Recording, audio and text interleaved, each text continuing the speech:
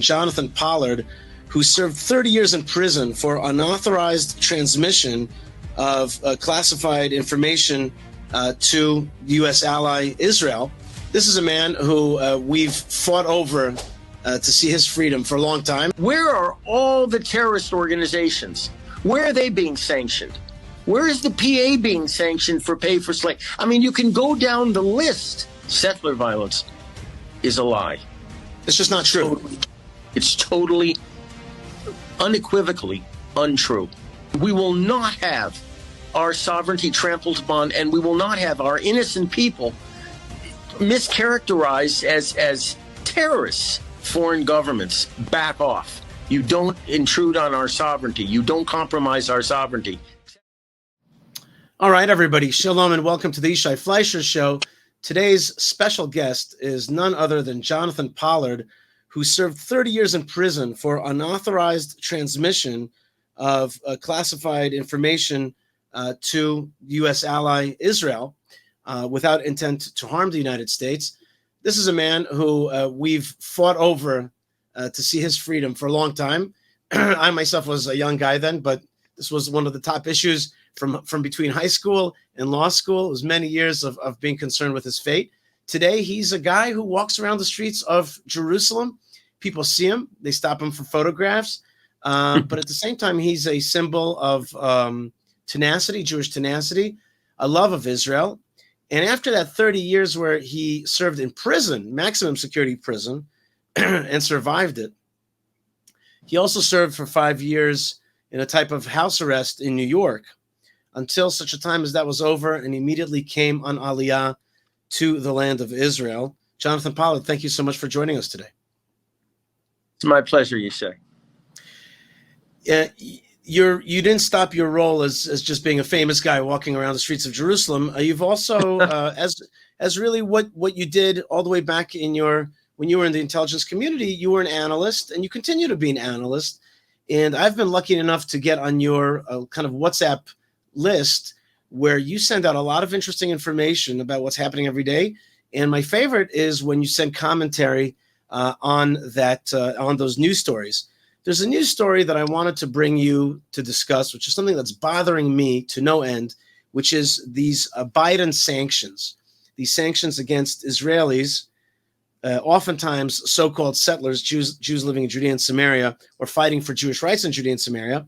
So just today or yesterday, there's a story that says Washington issued its 5th batch of sanctions. And of course, because this is the Times of Israel, they call them Israeli extremists and illegal outposts, but they are nothing but Jewish heroes holding on to our land and fighting against land giveaway.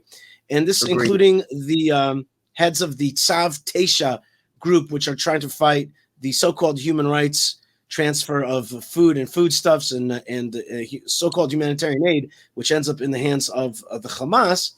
And at the same time, there's another story that the EU is following suit, and they have now announced a new round of sanctions against Israeli activists and organizations, including people that I know very well from Hebron, Benzi Gupstein, and Baruch Marzel. And I've spoken to these people, and indeed these sanctions are very onerous because the Israeli banking system is playing ball with this, and therefore their credit line in Israel, not abroad, not in the United States and Europe, has been shut down. So as a person who was, suffered at the hands of the American, in this case, quote unquote, justice system, tell me how you understand these sanctions and what's happening. During a time of war where Israel is fighting for its life, the Biden administration is sanctioning our citizens. How do you understand that? Well, first you have to go back and see what the foundation is for this campaign against our presence in our heartland. And this really started with this lie, a big lie, that there was a rising level of, quote, settler violence against peaceful, law-abiding, quote unquote, Palestinian civilians in the occupied territories. And you have to actually look very carefully at the verbiage that was used, because that was a tell, if you will, of where they were going with this. They weren't talking about Arab violence against Jews, because if they had, this whole issue wouldn't have come about. So the setup was this lie that there was a rising level of settler violence against peaceful, law-abiding Palestinians in the, quote, occupied territories. All right. Now, who was responsible for this? Well, we have a security coordinating organization here run by an American lieutenant general, active service, who is supposed to be in a coordinating position between the PA and us, the Israeli government and the IDF and Kogat and other organizations in the territories. And this is a bad organization. They have never, ever said anything bad about Arab violence against Jews. They have, in particular, have never, ever tried to argue against the Pay for Slay campaign that the Biden administration just looked the other way. And as you know, it's against the law to look the other way, because we have the Taylor Force Act that it's legislated by Congress and that President Trump abided by to the letter. And immediately upon assuming office, the Biden, as I call him, basically broke the law and started funding this the PA again in violation of the Taylor Force Act. Okay, that's the background for this. And eventually, you know what? Let me just, before you go on, I just want to corroborate the way you said that, just so people could see it themselves. Let's just see how the BBC announces these things. You'll see exactly the language that you're talking about is the language that they're using. Let's watch it. Let's start this hour in the Middle East, as President Joe Biden has approved sanctions on 4 Israeli settlers accused of attacking Palestinians in the occupied West Bank. The sanctions block the individuals from accessing all of US property, assets, and the American financial system. Violence in the West Bank has spiked since Hamas launched an unprecedented attack on Israel on October the 7th. Mr. Biden signed a broad executive order saying violence in the West Bank had reached intolerable levels, threatening peace and stability in the region. Well, our Middle East correspondent Nick Beek is in Jerusalem and gave his analysis on what this says about tensions between Israel and the US. This is significant and also symbolic. And as you say, it's the first time the administration has imposed these sort of sanctions. And just listening to White House officials, they say that they mirror the kind of measures that normally would be put on terrorist suspects or terrorist sympathizers, to use their terminology. And the reason for this, the White House says, is that the levels of settler violence against Palestinians in the West Bank has reached an intolerable level. And they say it's not just Palestinians there who are suffering, but also the prospects of a peace deal in the future, a two-state solution, are all being undermined by this. And so that's why this action's being taken. It means, for example, these 4 individuals won't be able to access any funds, any donations or money that might be coming from the United States, as well as not being able to travel there. Now, all right, so we understand the general principle here that they're laying out, now, just like you said exactly.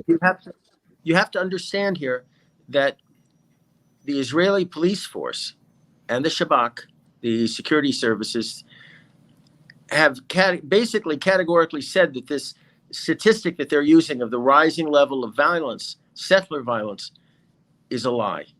It's just not true. It's totally, unequivocally untrue. Okay? There are lies, damn lies, and statistics, but in this case, the statistics prove our point, which is we are on the receiving end of the violence. We're not the perpetrators, so to speak. But what happens is you have to look at who's providing the information for this rising level, this lie. And it's the security coordinator, and it's various UN agencies. Oh, and various NGOs, pro-Arab NGOs. That's the source of this lie. On this show, we prefer the words pro-jihad, right? Because we have as many pro-jihad right. organizations. Okay, so we understood that here in Israel, what they were doing. They were going to discredit our rightful possession of the land irrespective of the facts. Right. Okay. And I'm familiar with that, having gone through my own ordeal for 30 years in the United States. We have to remember there's a great line by a fellow by the name of Beria, who used to be Stalin's it was NKVD, then later KGB chief, a butcher. He said, "Show me the man, and I will show you the crime." And that's what's happened in this case. So the reaction from our side, from the Israeli side, has been, well, to be charitable, tepid and cowardly. Instead of pushing back and saying, no, you're lying, and no, you will not sanction our citizens by threatening our banking systems, we just kind of rolled over and didn't really do anything. I want to pause you there, because you've hit here on the thing that's bothering me the most in this whole story. Biden, as being an enemy of Jews that want to hold on to the ancestral homeland, Biden, what I call an Israel shrinker. That's a term that I've created for these kind of people. He's an Israel shrinker. I don't think that he would even disagree with it. That's fair enough, right? Fair. Okay. He's done, in my mind, something that abrogates Israeli sovereignty. Correct. Because he's not letting us deal with, if indeed these people are criminals, let us deal with it through our criminal system. There's an issue here, Yishai.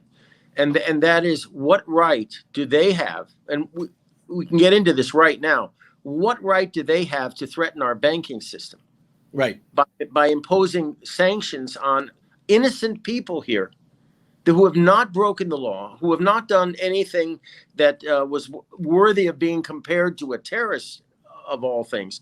Right. The thing is, we did have a response that was effective. And what was that? What Bezalel Smotrich, as finance minister, did when he turned around and said, okay, you want to do that to our people? This is what I want to do. He pointed out that Palestinian administration banks are an integral part of the pay for slay policy of the PA, because they basically provide the money that's dispersed to the terrorists and or their families after they assault or murder Jews. I'm not going to use the word settler, because they don't care. Right. Pay for slay is you kill a Jew. They do care. They do care. Settlers, but that means every Jew that lives in the land of Israel. Because we're all settlers here. But you understand what I mean. Okay. So Bezalel said, when the PA banks operate internationally, they have to go through our banking system. And every 3 or 4 months, we have to basically give them a clean bill of health. So our banks in Israel can process their business. So Bezalel said, I'll tell you what, I'm not going to give them a clean bill of health. And that means if Israeli banks process PA banks operations, Israeli banks can be sued for basically aiding and abetting the disbursement of terrorist funds. And you know what would happen there? The Israeli banks would back away immediately and say, we're not having anything to do at all with PA banks. That was an incredibly smart and a very powerful response to what the Biden administration had done. But what happened? So let me get back to it for a second. So the first thing is that the Biden administration flaunted Israeli sovereignty. Second thing is that there was, even if that wasn't true, this was an abrogation of the principle of due process. Where's the due process? Where's the court of law? There's no due process. This is willy-nilly. I'm picking this guy. I'm picking this guy. Right? Correct. No, it's not willy-nilly. No. It's not willy-nilly. These guys, our people and our farms and organizations are being specifically targeted by the security coordinators, by the jihad organizations, by the UN, etc. It's not willy-nilly. They know exactly what they're doing. Right. Be aware of that. That's right. That's a good point. And basically, they're targeting folks that are holding on to the land or pushing back against things like the two-state solution. Just by their presence. Right. And then there was a third element as well, which is, and you pointed this out, but I just want to put it in legal terms, which is where's the if even if this wasn't an abrogation of Israeli sovereignty, even if this wasn't something lacking due process, where's the equal application of the law? What principle are you upholding? Let's say you're saying that these guys are causing violence. As you pointed out, the Palestinian Authority is paying for violence. And so go ahead and slap on those sanctions with an equal application of the law. But that's not happening either. You know, in the United States and many other countries, there's the object of justice. It's a statue. And the statue is blindfolded, holding the scales of justice. Well, in this case, they're not blindfolded. This statue of justice that the Americans are using, the eyes are wide open, because they have never imposed these kinds of sanctions on any of the Palestinian terrorists that have killed American citizens. Right. American citizens, but they haven't gone after them. Even the woman responsible for the Sbarro pizza parlor bombing, if you remember, is living in Jordan. She's a hero there. And the United States has refused to request extradition of her. Okay? Mm-hmm. I mean, that's just one amongst many examples. We already talked about the fact that the Biden administration has broken the law by violating the Taylor Force Act. And that has the force of law. Where are all the terrorist organizations in the territories, the Arab terrorist organizations? Where are they being sanctioned? Where is the PA being sanctioned for pay for slave? I mean, you can go down the list and nowhere. So it's highly focused. But again, getting back to what Bezalel did, that got the Biden administration's attention immediately. And suddenly everything started calming down a bit. Okay? Started calming down. And suddenly a woman by the name of Janet Yellen, who's the Secretary of the Treasury, and the sanctions are all enforced out of the Treasury Department in the United States. All of a sudden, she started talking about doing something in retaliation if we actually implemented Bezalel's suggestion. And what were those? Well, from what I understand from friends of mine who are consultants in Washington and who are aware of what's going on in Yellen's Treasury Department, they were actually getting ready to pull the tax-free status of most, if not all, contributions to Israeli causes. And you can imagine what that would have done, things like JNS and others. So just recently, after several rather terrible piguas, terrorist attacks, the government finally listened to what Bezalel was saying on the one hand, and okay, we're going to have now a few more settlements authorized. And the basically nascent communities recognized, once formed on Israeli land in the first place, recognized as legal, given status, and normalization of Jewish holding on to Jewish land. There were other things that were authorized by this response to terrorism and Arab terrorism. But I was waiting for Bezalel's sanction of the PA banks, and that was not approved. Right. And that brings me exactly to the point, which is I was pointing out the illegality, the unfairness, the bias of the Biden administration sanctions. But what bothers me to no end is that the state of Israel was set up to defend the Jewish people, not to let anybody bully us, certainly from across the world. And here come these American sanctions. And had Israel just stood up and said, absolutely not, this is illegal. It is stipulated as illegal to play ball with these sanctions. You want to have sanctions in America against these people? That's your business. But you know what I said of Israel at the time? I suggested to certain people in the Knesset Law and Constitution and Law Committee, and I think you know what I'm talking about, that what we say to the Israeli banks is that if you block these people's accounts, you will have your charters to operate in this country forfeited. You won't be able to act as a bank. That's it. You're acting as a foreign agent. You're acting. But Jonathan, and we are speaking with Jonathan Pollard. Jonathan, just let me ask you this. How many Americans would stand up? How many congressmen and senators would stand up and say, how dare you sanction Israel? We stand with our ally Israel and against this White House and against what you're doing. If Israel would stand up and say, absolutely, we're going to protect the littlest guy. I don't care what he did. We will not allow him to be bullied. How many allies in the United States and around the world would stand up and say, absolutely? How fast would those be repealed? A lot. The point of the matter is we will get a degree of respect that we demand. If we don't demand respect, if we don't tell foreign governments, back off, you don't intrude on our sovereignty, you don't compromise our sovereignty, et cetera, guess what? We'll be respected. But if you just act like a floor mat and let anybody that wants to come around and just step on us, well, then this is what will happen. Exactly. So the problem here, this is a problem really of our own making, because the minute they started this sanction business about, concerning innocent Jews in our ancient homeland, the minute they started that, we should have pushed back immediately and said, you know what?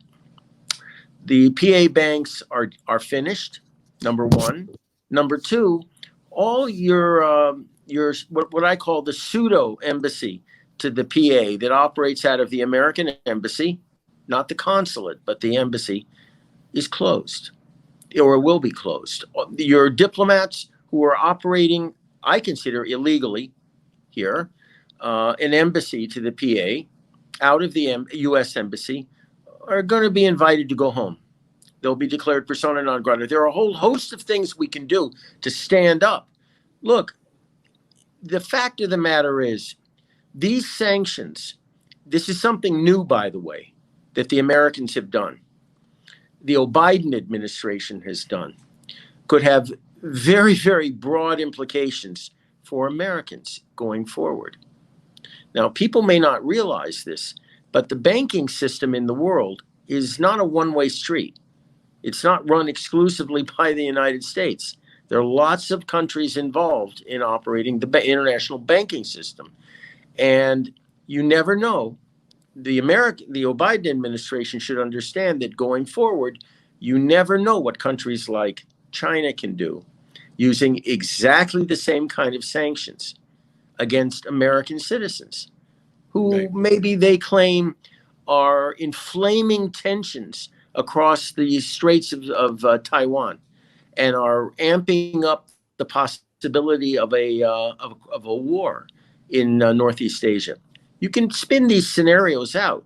So I guess what I'm saying is, before the Biden administration rolled the dice on this campaign, somebody in the United States should have said, well, wait a second, we really shouldn't do this because we're just as vulnerable as Israel is. No doubt about it. Jonathan, that's an excellent point. And at the same time, here in Israel, that's a good point for the United States. But here, we have to protect our people. Israel must stand up to sanctions like this and say no.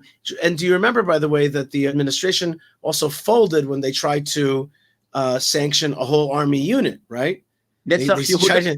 Right. Why did they fold? Because they realized you're actually sanctioning the state of Israel. When that happened, you had wall-to-wall resistance, even from the leftists. That's right. And that's the way it should have been about every single person on this issue. And that's the whole point. We should, and there is still time for this. If we had a government worthy of our people, that government should say today, not tomorrow, today, we are yanking the protection of the PA banks and the Israeli banks. And that means by 24 hours, the PA banks will collapse. Is that what you want? Because we're ready to do that. If Janet Yellen goes ahead and threatens or actually implements some kind of sanction against the tax-free status of donations to Israel, you know what?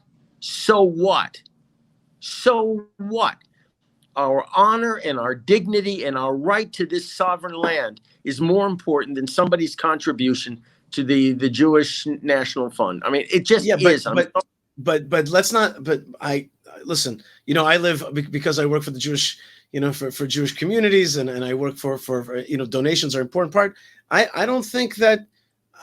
It's so what, in the sense that we have to stand up for honor, like you're saying, we have to stand up for Israeli sovereignty. But I am 100% certain that the vast majority of Americans, congressmen and senators, will absolutely not allow such a thing to happen. They would just go against the administration. And I want to say to you this, totally Jonathan, agree with you. one piece of information. I have a friend who works a lot in Congress, and he tells me that congressmen tell him, "Why aren't you guys standing up against this administration? We'll back you up." Can I tell you a quick story?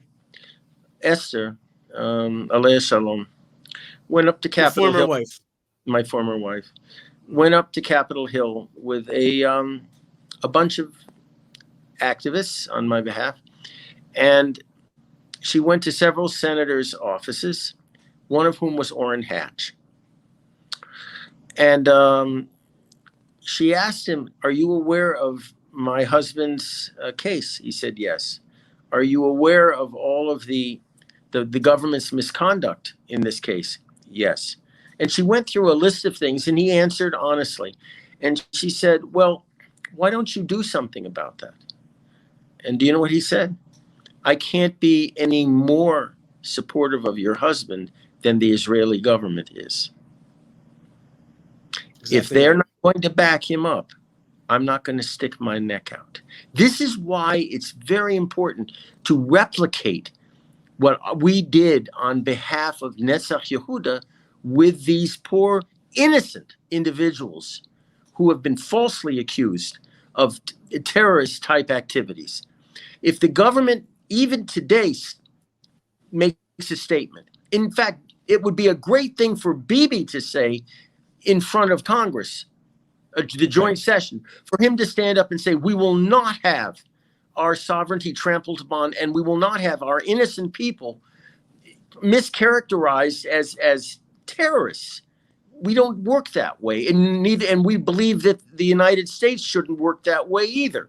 I mean, you have to come out and tell the truth, just like what he did. Bibi was very good, by the way, with Netzach Yehuda. The problem is you had individuals like General Fox, and you had people, you know, from COGAT, the Coordinating of Government Activities in the Territories, an organization that I believe should be disbanded, but that's another story. We'll do that a different time. And several other leftist commentators here adding fuel to the fire. And the congressmen and senators are saying, just as Orrin Hatch said to Esther Alea Shalom, we can't be any more supportive of these people than the Israeli government. Bibi can still save the day. He can still save the day by standing up, even if it's in a joint session, before a joint session, and saying, "We're not going to tolerate this.